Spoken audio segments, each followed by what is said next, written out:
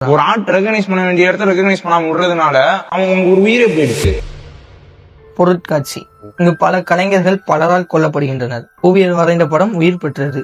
உயிர் பெற்ற உருவப்படத்தை யாரும் பாராட்டாமல் இருக்க உயிர் பெற்றதும் உயிர் கொடுத்ததும் உயிரிட்டு நின்றது. என்ன கதை? இது என்ன கதை அப்படின்னா, ஒரு ஆர்டிஸ்ட், ஒரு கலைஞன், அவன் என்ன செய்யறான், ஒரு ஆர்ட் ஒர்க் பண்றான், ஒரு 10 பேர் முன்னாடி பண்றான்னு வச்சுக்கலாம். ஒரு பெயிண்ட் பண்றான். பெயிண்ட் பண்றதுன்னா என்ன ஆகும், அது கம்ப்ளீட் ஆனதுக்கு அப்புறம் அது ஒரு உயிர் பெற்றோம். உயிர் கொடுத்தது யாரு? அந்த ஆர்டிஸ்ட். இப்போ இந்த இடத்துல என்ன ஆகுது அப்படின்னா, அந்த ஆர்டிஸ்ட் வரைஞ்ச படத்தையும் சரி இல்ல அந்த ஆர்டிஸ்டும் சரி யாருமே பாராட்டாம இருக்க, அந்த வரைஞ்ச படமும் உயிர் இல்லாம போயிடுச்சு. அது உயிர் கொடுத்தாம பத்தியா, அதுவும் உயிர் இல்லாம போயிடுச்சு. அப்ரிசியேஷன் இருந்தா தான் அவனோட அடுத்த மூவ் இருக்கும்.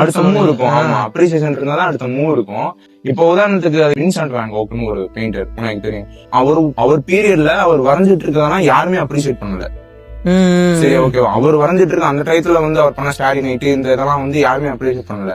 அந்த கலைஞர் என்ன ஆயிட்டானா, அந்த அப்ரிசியேஷன் இல்ல, லைஃப்ல ஃபெயிலியர், இந்த ஒரு இதுலயே போய் டிப்ரெஷன்ல லைஃப் முடிச்சுட்டான். கிட்டத்தட்ட அவன் என்ன பண்ணிருப்பான்னா, சோகத்துல அவனோட கால் எடுத்து கட்டி வச்சு அதையுமே ஒரு பெயிண்டா வரைஞ்சிருப்பான். இன்னைக்கு அவன் எல்லாம் அப்ரிசியேட் பண்றாங்க. வின்சென்ட் நமக்கே இப்பதான் தெரியுது, ஒரு ஆர்ட் ரெகனைஸ் பண்ண வேண்டிய இடத்த ரெகனைஸ் பண்ணாம விடுறதுனால அவன் ஒரு உயிரை போயிடுச்சு. இப்ப தமிழ் சினிமாலயே நிறைய படம் இருக்குல்ல, கடைசி விவசாயி, 1001 எடுத்துக்கிட்டோம் அப்படின்னா, அந்த படம் வந்தப்ப செலிப்ரேட் பண்ணாம இருந்துட்டு இன்னைக்கு ட்ரெண்ட் பண்ணிட்டு இப்ப செல்வராங்க இருக்காரு. சப்போஸ் இல்ல அப்படின்னா ஒரு கலைஞனுக்கு கைத்தட்டலும் பாராட்டலும் தான் ரொம்ப முக்கியமா இருக்கு. ஆமா, அதுதான் ரொம்ப முக்கியம்.